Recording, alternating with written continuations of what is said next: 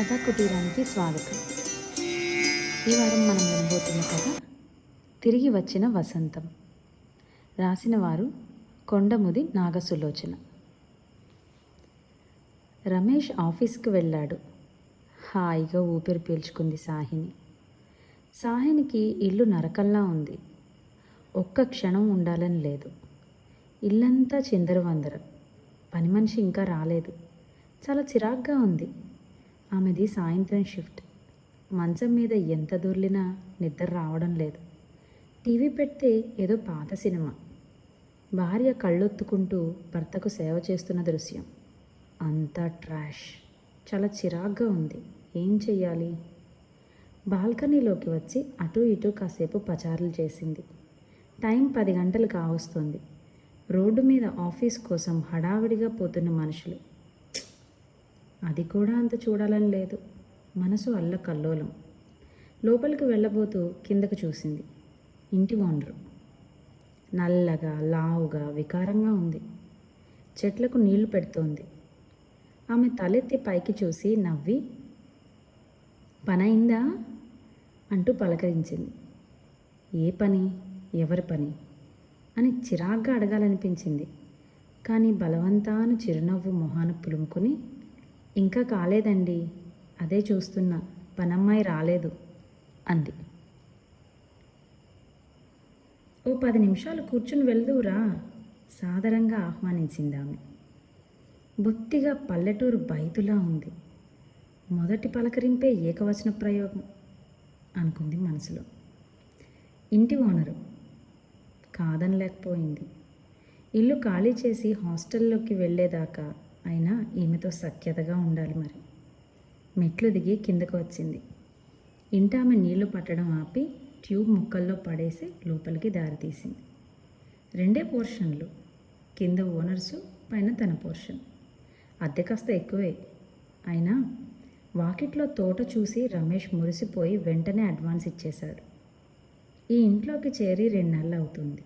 ఇంటామెను చూడడం ఇదే మొదటిసారి. తన షిఫ్ట్ సాయంత్రం. ఉదయం అంతా దాదాపు నిద్రలోనే గడుస్తుంది. లేచేటప్పటికి రమేష్ ఏదైనా వండి మిగిల్చింది ఉంటే తింటుంది. లేకుంటే హోటల్ నుంచి భోజనం తెప్పించుకుంటుంది. తిని 1 గంట అటు ఇటు తిరుగుతుందో లేదో సాయంత్రం ఆఫీస్కి టైం అవుతుంది. ఒక్కోసారి రమేష్ ఇంకా ఇంటికి కూడా రాడు. ఇద్దరికీ చెరోకీ ఉంది. శని ఆదివారాలు ఇద్దరికీ వీకెండ్. కానీ ఇద్దరికీ పోట్లాటల్లోనే జీవితం గడిచిపోతుంది. ఒకే గదిలో ఉన్న 2 సమాంతర రేఖలు. భిన్న దృక్పథాలు, బద్ధ శత్రువులు. ఎలా కలిశారో, పెళ్ళి ఎలా అయిందో ఇప్పటికీ తనకి ఆశ్చర్యమే. ఏం ఆలోచిస్తున్నావు? నీ పేరేంటి? లోపలికి దారి తీస్తూ అడిగింది ఇంటామె. సాహిని చెప్పింది. హాల్లోకి అడుగు పెడుతూనే సాహిని చూపు తిప్పుకోలేకపోయింది. ఏ భావాన్నైనా మనసులో దాచుకోకుండా బయటకు చెప్పడం ఆమె నైజం. ఆంటీ, మీ ఇంటీరియర్ డెకరేషన్ చాలా బాగుంది మెచ్చుకోలుగా అంది. అద్దంలా మెరుస్తున్న హాల్లో అద్భుతమైన కళాఖండాలు. థ్యాంక్ యూ అంది ఇంటామె. కాసేపు కూర్చుందామని వెళ్ళిన సాహినికి సమయం ఎలా గడిచిందో తెలియలేదు. 12:30 అయినట్లు డిజిటల్ వాచ్ టైం చూపిస్తుంటే ఒక్క ఉదుటన లేచి నిలబడి, నేను వెళ్తానా ఆంటీ, చాలా టైం అయింది అంది. ఆవిడ అడిగి అడగనట్లుగానే తన గురించి అన్ని వివరాలు సేకరించింది. సాహినికి తల్లి తండ్రి లేరు. ఎక్కువ భాగం హాస్టల్లో ఉండి చదువుకుంది. స్టడీ లోన్ పెట్టి పై చదువుల కోసం అమెరికా వెళ్ళింది. చాలా చురుకైన పిల్ల. చదువుకుంటున్నప్పుడే రమేష్తో పరిచయం అయింది. రమేష్కి తల్లి తండ్రి ఓ చెల్లి కూడా ఉన్నారు. ఇద్దరికి మంచి సాఫ్ట్వేర్ కంపెనీలో ఉద్యోగాలు వచ్చాయి. రమేష్ సాహినికి చాలా నచ్చాడు. నాలో నీకు నచ్చిన అంశం ఏంటి అని అడిగాడు ఒకరోజు. ప్రేమించే మనస్తత్వం అంది. రమేష్ చాలా ఉబ్బిపోయాడు. నన్ను చాలా అర్థం చేసుకునే అమ్మాయి వచ్చింది, చేసుకుంటే తననే చేసుకోవాలి అనుకున్నాడు. మరి నాలో నీకు నచ్చిందేంటి అడిగింది సాయిని. నీ మంచితనం, నిర్మోహమాట. ఏదైనా మనసులో దాచుకోకుండా మాట్లాడేస్తావు. అది నాకు బాగా నచ్చింది అన్నాడు. ఎన్నో కబుర్లు, ఎన్నో త్యాగాలు. సాహిని ఓ రోజు రమేష్తో, మనం ఒకరికొకరం బాగానే అర్థం చేసుకున్నాం, మనం పెళ్లి చేసుకుంటే ఎలా ఉంటుంది అంది. రమేష్ తల పాంకించాడు అవునన్నట్లు. కొద్దిసేపు ఆ కబురు ఈ కబురు అయిన తర్వాత, చూడు రమేష్, నాకు వంట రాదు. నా లైఫ్ ఎక్కువ భాగం హాస్టల్లోనే గడిచింది. పెళ్ళైన తర్వాత ఇది ప్రాబ్లం కాకూడదు అంది సాహిని. ఓకే అన్నాడు రమేష్. రమేష్లో ఈ మంచితనమే సాహినికి నచ్చేది. పెళ్ళి పిట్స్బర్గ్ వెంకటేశ్వర స్వామి గుడిలో చాలా సింపుల్గా జరిగింది. ఇద్దరూ ఓ ఇంటివారయ్యారు. ఓ సంవత్సరం చాలా బిజీగా గడిచిపోయింది. ఇంతలో పిడుగులాంటి వార్త. రమేష్ తండ్రి హార్ట్అటాక్తో చనిపోయాడు. రమేష్ సాహిని ఇండియా వచ్చారు. కర్మకాండ అయిపోయిన తర్వాత తిరిగి వెళ్తుంటే రమేష్ తల్లి విపరీతంగా ఏడ్చింది. అంతే. అమెరికా వచ్చిన రమేష్ అన్యమనస్కంగా ఉండసాగాడు. సాహిని అతడి మనసు మార్చాలని ఎంత ప్రయత్నించినా రమేష్ మామూలు మనిషి కాలేదు. ఇండియాకు వెళ్దామని పట్టుపట్టాడు. ఓ 6 నెలల ప్రయత్నంతో ఇద్దరికి బెంగళూరులో జాబ్స్ దొరికాయి. వచ్చేశారు. కానీ ఇండియాకి వచ్చింది మొదలు రమేష్ మారిపోయాడని సాహిని వాదన. ఎప్పుడు ఇంటి ధ్యాసే. అమ్మను చెల్లిని దగ్గర తెచ్చి పెట్టుకుందామంటాడు. తనకు మూడో మనిషి ఇష్టం లేదు. తనకంటూ వచ్చేవాళ్ళు ఎవరు లేరు కనుక రమేష్ కూడా ఎవరిని పిలవరాదని సాహిని వాదన. రమేష్ సాహినితో ఏకీభవించడం లేదు. అమ్మా చెల్లి అలా ఒంటరిగా ఉంటే తను చూస్తూ ఊరుకోలేకపోతున్నాడు. చెల్లిని ఒక ఇంటిదాన్ని చేస్తే బాధ్యత తీరిపోతుందా అనుకున్నాడు. తన దగ్గర ఉంటే చెల్లాయికి మంచి సంబంధం చూడొచ్చు అనుకుని సాహినితో చెప్పాడు. అత్తగారు ఆడపడుచుతో ఉండటానికి సాహిని ససేమిరా అంగీకరించటం లేదు. మాటా పెరిగింది. ఇప్పుడు ఇద్దరి మధ్య పచ్చగడ్డి వేస్తే బగ్గుమనే వైరం. ఒకళ్ళ లోపాలు ఒకళ్ళకి అడుగడుగునా కనిపిస్తున్నాయి. ఇప్పుడు రమేష్కి సాహిని బొత్తిగా నచ్చడం లేదు. ఆమె వట్టి బద్ధకస్తురాలు. కట్టుబొట్టు తెలియదు. ఇంతకుముందు అమెరికాలో ఉన్నప్పుడు సాహిని ప్యాంట్ షర్ట్ వేస్తే నచ్చేది. ఇప్పుడు ఇండియన్ డ్రెస్ వేసుకోమని వేధిస్తున్నాడు. ఎన్నాళ్ళు ఇలా నేను వండటం నువ్వు తినడం, కొంచెం నేర్చుకుంటే నీకే అలవాటు అవుతుందని నస పెడతాడు. రమేష్కి ఇంట్లో ఉండడం నరకప్రాయంగా ఉంటుంది. ఉన్నంతసేపు ఆడ పని మగ పని కూడా చేయాలంటే అతనికి చాలా విసుగ్గా ఉంది. ఉదయం తన ఆఫీస్కు వెళ్లే లోపల ఏ రోజు సాహిని లేవదు. ఇంటి నిండా సామాను చిందరవందరగా ఉన్నా పట్టించుకోదు. ఇంత మాట పడితే అంత మాట అనేస్తుంది. ఈ లక్షణం పెళ్లికి ముందు చాలా నచ్చింది. కానీ ఆడవాళ్ళు డిప్లొమాటిక్గా మాట్లాడితేనే బాగుంటుంది, లేకపోతే ఆడవాళ్ళకి విలువ ఉండదనేది ఇప్పుడు రమేష్ అభిప్రాయం. రమేష్ గురించి కూడా సాయినికి చాలా కంప్లైంట్స్ ఉన్నాయి. రమేష్ కూడా అందరిలాంటి మగాడే. ఉన్నత భావాలు ఏవీ లేవు. తనకు వంట రాదు అని ముందు చెప్పినా ఇప్పుడు తను వంట చేయమని, ఇల్లు చక్కదిద్దుకోమని వేధిస్తున్నాడు. తనకి ఒకరు తన మీద పెత్తనం చేస్తే నచ్చదు. స్వతంత్రంగా ఉండాలి, కోరిన చోట తిరగాలి, జీవితాన్ని ఇష్టం వచ్చినట్లు అనుభవించాలి. అంతేగాని అత్త ఆడబడుచుల బాధ్యతలు బరువులు అంటూ ఒక చట్టంలో ఇరుక్కుపోవడం తనకు ససేమిరా నచ్చదు. తనకేం తక్కువ? ఉద్యోగం ఉంది. రమేష్కి అణిగిమణిగి ఉండాల్సిన అవసరం లేదు. అందుకే ఈ మధ్య రమేష్ పొడ కూడా గిట్టడం లేదు. రమేష్ వెళ్ళేదాకా నిద్ర మెలకు వచ్చినా రానట్లే పడుకుంటుంది. ఇద్దరికి చెరో బెడ్రూమ్. నిదానంగా లేస్తుంది. దగ్గరలోని హోటల్ నుండి లంచ్ ఆర్డర్ ఇచ్చి తెప్పించుకుంటుంది. తనున్నప్పుడు పనమ్మాయి వస్తే పని చేయిస్తుంది, లేకుంటే లేదు. ఇద్దరి బంధం దాదాపు తెగిపోయినట్లే. వచ్చే నెలలో విడాకులకు అప్లై చేసి హాస్టల్కి వెళ్దామనుకుంది. ఇంటామె ఇద్దరి పరిస్థితి గమనించింది. సాహిని ఆ రోజు తర్వాత మెల్లమెల్లగా ఇంటామెతో మాట్లాడసాగింది. మనిషికి తనకు తెలియకుండానే ఒక బలహీనత ఉంటుంది. అదేంటంటే సానుభూతి కోసం ఎదురు చూడడం. ఇంటామె ఒక గొప్ప శ్రోత. ప్రశ్న వేసి ఊరుకుంటుంది. సాహినిలో రమేష్ పట్ల ఉన్న ద్వేషాన్ని వెళ్ళకక్కటానికి ఒక శ్రోత దొరికింది. అందుకే ఆమె రోజు వచ్చి కూర్చుంటుంది. కట్టలు తెంచుకు వచ్చే కోపాన్ని వెళ్ళగక్కుతోంది. అయితే అలా ఆంటీ దగ్గర కూర్చోవటం వల్ల రోజులు గంటలు నిమిషాలుగా దొర్లిపోతున్నాయి. కాకపోతే ఆంటీ దగ్గరకు వెళ్ళాలనే ఆదుర్తాలో తన నిద్రను కుదించుకుని త్వరగా బెడ్ మీద నుంచి లేస్తోంది. రమేష్ వెళ్ళగానే త్వరగా తన పని ముగించుకుంటుంది. ఆ ఆంటీ చిరునవ్వుతో సాదరంగా ఆహ్వానిస్తోంది. సాహినికి ఇప్పుడు ఆంటీ ఒక నేస్తం. ఆమె కళ్ళకి ఇప్పుడు ఆంటీ అందవికారంగా కనిపించడం లేదు. ఆంటీ ఎప్పుడు ఇలా పనిచేస్తుంటే మీకు విసుగనిపించదా? అడిగింది సాహిని ఓ రోజు. రోజు ఆఫీస్కి వెళ్తే నీకు విసుగనిపిస్తోందా? నవ్వుతూ అడిగింది ఇంటామె. అది వేరే ఆంటీ, పని చేసినందుకు నాకు జీతం వస్తుంది, ఆఫీస్ ఇన్ఛార్జ్గా గౌరవం ఉంది, అప్పుడప్పుడు ఇంక్రిమెంట్స్ ఉంటాయి, ప్రమోషన్ ఉంటుంది. కానీ మీరు గానుగెద్దులా చాకరీ చేస్తున్నా మీకు మిగిలేదేంటి అంది. నాకు అంతే. పని చేసినందుకు తృప్తి అనే జీతం వస్తుంది, ఇంటి యజమానిగా గౌరవం లభిస్తుంది, అప్పుడప్పుడు భర్త బంధువుల మెచ్చుకోలు ఇంక్రిమెంట్గా లభిస్తుంది, పిల్లలకు తల్లిగా వారి పిల్లలకు నానమ్మగా అమ్మమ్మగా ప్రమోషన్ లభిస్తుంది. ఇంతకంటే ఏం కావాలి అందాను. ఏమో ఆంటీ, నాకు ఇలా ఇష్టం ఉండదు. అయినా అంకుల్ బయట తిరిగి వచ్చి పెత్తనం చెలాయిస్తుంటే మీకేమీ అనిపించదా అడిగింది సాహిని. అది పెత్తనం అనుకున్నాడు, అలా అనిపిస్తుందేమో, కానీ నేను అలా అనుకోను. ప్రేమగా తన అవసరాలు చూస్తున్నప్పుడు ఏ మగాడైనా భార్య మీద ఆధారపడతాడు. దాన్ని పెత్తనం చలాయించడం అనుకోకుండా మరో కోణంలో ఆలోచించవచ్చు కదా.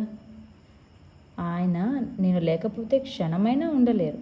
ఎక్కడికి వెళ్ళినా కలిసే వెళ్తాం. నేను ఇంటిని నందనవనంలో ఉంచుతానని మా ఆయన నమ్మకం. ఆ నమ్మకం ఆయనను ఆఫీస్ నుంచి నేరుగా ఇంటికి వచ్చేట్టు చేస్తుంది. ఇంట్లో లభించని ప్రశాంతత బయట ఎక్కడ లభిస్తుందో ఒక్కటి చెప్పు అందా. ఏమో ఆంటీ, నాకు మాత్రం ఆడ మగ సమానమైనప్పుడు వాళ్ళు ఎక్కువ అయినట్లు పెత్తనం చేస్తే అస్సలు నచ్చదు అంది సాహిని. రమేష్ని చూడండి ఆంటీ, నాకు వంట రాదు, అయినా నేను వంట చేయాలంటాడు. ఇల్లు సర్దడం తను కూడా చేయొచ్చు. ఇలా చాలా ఉన్నాయి ఆంటీ అంది. సరే, నేను ఒప్పుకుంటాను. ఇల్లు ఎవరికి సంబంధించింది? ఆంటీ లాలనగా అడిగింది. మా ఇద్దరికి. భోజనం అవసరం రమేష్కి ఎంత ఉందో నీకు అంతే ఉంది కదా. నీకు వంట అంటేనే విసుగంటున్నావు, మరి రమేష్కి కూడా ఆ పని ఎప్పుడూ తనే చేయాలంటే ఎంత విసుగ్గా ఉండి ఉంటుందో ఆలోచించు.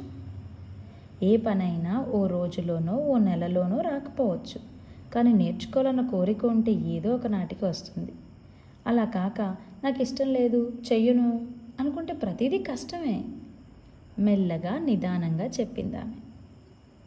సాహిని ఈ మాటలు కాస్త ఆలోచింపచేశాయనే అనుకోవాలి. మర్నాడు అనుకోకుండా 7 గంటలకు లేచింది.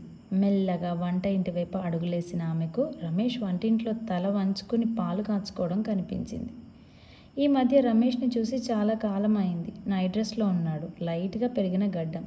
కాఫీ వాసన రూమ్ అంతా వ్యాపించింది. తనకు కూడా ఒక కప్పు కాఫీ కావాలనిపించింది. త్వరగా బ్రష్ చేసుకుని వంటింట్లోకి వెళ్ళింది. కెటిల్లో కాగిన పాలున్నాయి, కానీ కాఫీ పౌడర్ పంచదార ఎక్కడున్నాయో గుర్తుపట్టలేకపోయింది. కొంచెం వెతికి ఇన్స్టెంట్ కాఫీ తయారు చేసుకుంది. కాఫీ చాలా నల్లగా చేదుగా ఉంది. ఎలాగో తాగేసింది. రమేష్ స్నానం చేస్తున్నట్లు బాత్రూంలో షవర్ శబ్దం వినిపిస్తుంది. హాల్లో సోఫాలో కూర్చుని మ్యాగజైన్ తిరిగిస్తుంది సాహిని. స్నానం అవగానే హడావిడిగా డ్రెస్ చేసుకుని హాల్లోకి వచ్చాడు. ఆశ్చర్యం. ఎప్పుడూ లేనిది సాయిని సోఫాలో కూర్చుని ఉంది. అతని ముఖంలో ఆశ్చర్యం క్షణకాలం మాత్రమే. వెంటనే తల తిప్పుకొని వడివడిగా అక్కడి నుండి వెళ్ళిపోయాడు. సాహినికి ఒకంత ఆశ్చర్యం వేసింది. మరి వంట, భోజనం ఇంత ఉదయమే ఎక్కడికి వెళ్తున్నాడు? రోజు ఇంతేనా లేక ఇవాళేనా?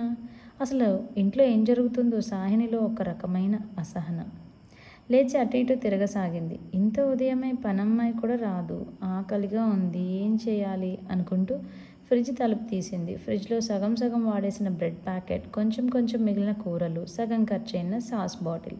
వంటింటి పరిస్థితి చూస్తుంటే గత కొద్ది రోజులుగా రమేష్ కూడా ఇంట్లో ఎక్కువసేపు గడపడం లేదనిపిస్తోంది. సాహినికి ఎందుకో క్షణం సేపు నిస్తేజం ఆవరించింది. త్వరగా స్నానం చేసి కింద ఆంటీ దగ్గరకు వెళ్ళింది. ఆంటీని చూస్తే ఎంతో ఆశ్చర్యంగా ఉంటుంది. ఎప్పుడూ నవ్వుతూ ఉండే ముఖం, అలవోకగా చాలా అనుభవపూర్వకంగా పనిచేసుకుపోయే వేళ్ళు, కళ్ళల్లో కనిపించే ఆప్యాయత, మాటల్లో చూపించే ప్రోత్సాహం. సాహినికి ఎప్పుడూ ఆశ్చర్యమే. రారా, ఏంటి వాళ్ళు ఉదయమే లేచావు? నవ్వుతూ ఆహ్వానించింది. ఆంటీ, పనయిందా అడిగింది సాయిని. మిమ్మల్ని డిస్టర్బ్ చేస్తున్నానా అన్న ధోరణిలో. పనికి ఆది అంతం ఉండదు, అది ఎప్పుడు అలా ఉంటూనే ఉంటుంది. కానీ రారా, ఇప్పుడే అంకుల్ వెళ్ళారు, నా బ్రేక్ఫాస్ట్ టైం, కంపెనీ ఇద్దురా అంటూ బలవంతాన బ్రేక్ఫాస్ట్ చేయించింది. ఆంటీ, నాకు వంట ఎలా చేయాలో నేర్పుతారా? టిఫిన్ చేస్తూ అడిగింది సాహిని. ఓస్, దానిదేముంది, అదేమన్నా బ్రహ్మ విద్య? నీలాంటి తెలివిగల అమ్మాయిలకు అది చిటికలో పని అంది. ఆ రోజు నుండి శ్రద్ధగా వంట నేర్చుకుంది. తను సాధించిన ఈ విజయం ఎవరితోనైనా పంచుకోవాలనిపించింది. ఓ రోజు రమేష్ ఆఫీస్కు వెళ్ళిపోతుండగా రమేష్ అని పిలిచింది మెల్లగా. ఆ పిలుపు తనకు కూడా వినపడలేదు. మళ్ళీ గొంతు పెగల్చుకుని ఈసారి గట్టిగా పిలిచింది. హఠాత్తుగా విన్న ఆ పిలుపుకు ఆశ్చర్యంగా వెనుదిరిగి చూశాడు రమేష్.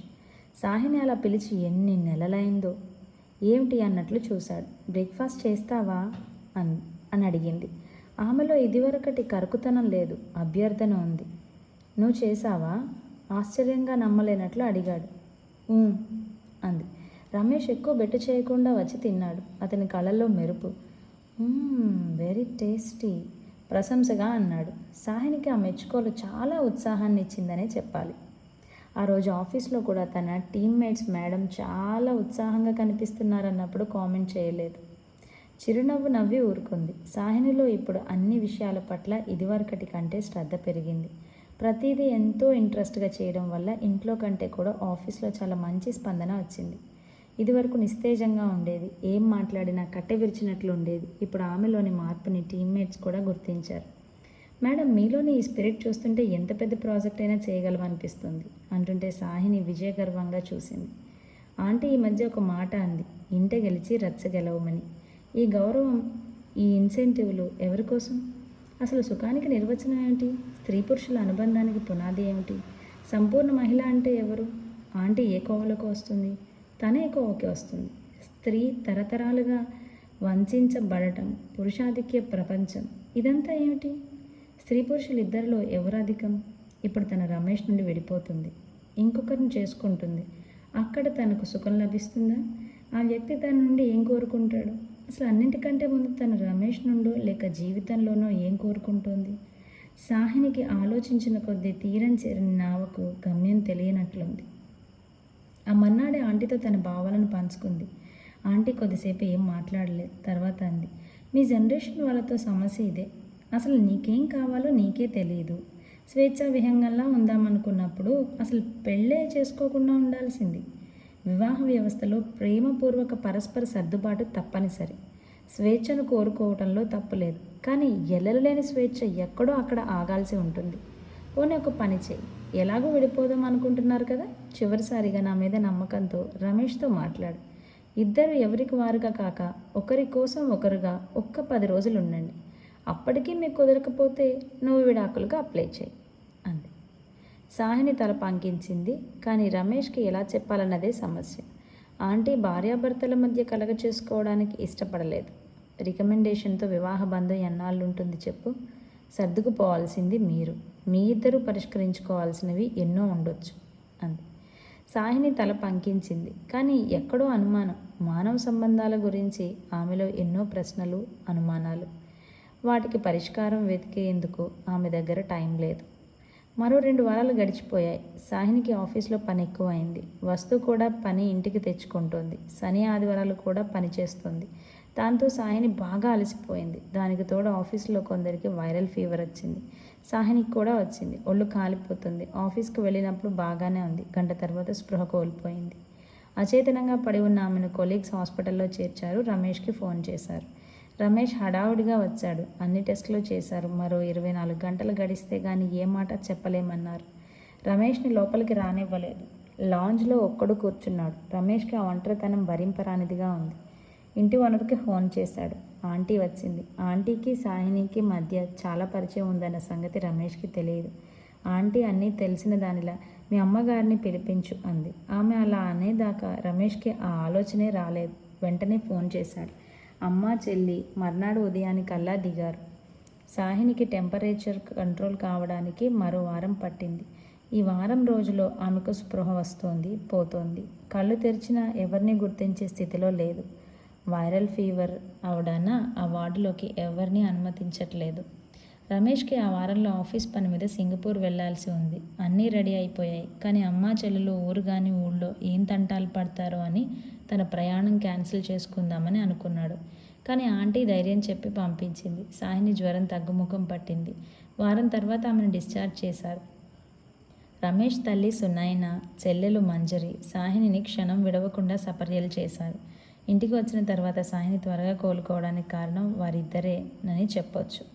మంజరి తనకంటే చిన్నదైన ఎన్నో విషయాలు ఆరిందలా చెప్తుంటే సాహినికి చాలా ఆశ్చర్యం వేస్తుంది. మంజరి, నీకు ఇన్ని విషయాలు ఎలా తెలుసు అని అడిగింది ఓ రోజు ఆశ్చర్యంగా. ఇందులో ఆశ్చర్యం ఏముంది వదిన? ఎవరి సహాయం లేకుండా జీవితం గడపాల్సి వస్తే అనుభవమే నేర్పుతుంది అన్నీ అంది మంజరి. సాహిని ఏం మాట్లాడలేదు. సునైన కోడలితో మంచి చెడు, రమేష్ చిన్ననాటి విషయాలు, తన భర్త ఎలా గారాబంగా పిల్లల్ని పెంచింది, రమేష్ అమెరికా ఎలా వెళ్ళింది అన్నీ చెప్తుంటే రోజులు గంటల్లాగా గడిచిపోయాయి. సాహిని ఆఫీస్లో మళ్ళీ జాయిన్ అయింది. కానీ ఇప్పుడు ఆమెకి ఆ టైమింగ్సే నచ్చట్లేదు. రాత్రి 12ంటికి వచ్చే కోడలి కోసం ఎదురు చూసే సునైనను చూస్తే తనకంటూ ఆత్మీయులు ఉన్నారనిపిస్తుంది. మంజరి కూడా వదిన వచ్చేదాకా ఎదురు చూస్తుంటుంది. ఈ బంధం సాహినికి కొత్త. ఆమె వారిద్దరి సాహచర్యంలో కొత్త కొత్త ఆనందాలని చూస్తోంది. ఇన్నాళ్ళు వీళ్ళని తనెందుకు దూరం చేసుకున్నాను అని 1-2 సార్లు ఆలోచించింది కూడా. ఆన్లైన్లో రోజు రమేష్తో మాట్లాడుతున్నారు. మంజరికి సాయిని కంప్యూటర్ ఎలా ఆపరేట్ చేయాలో నేర్పింది. రమేష్ టూర్ మరో వారం పొడిగించారు. ఓ రోజు మంజరి, వదిన ఇక మేము వెళ్తాం. అన్నయ్య రావడం లేట్ అయ్యేటట్లు ఉంది కదా, ఇల్లు ఎక్కడిదక్కడ వదిలేసి వచ్చాం అంది.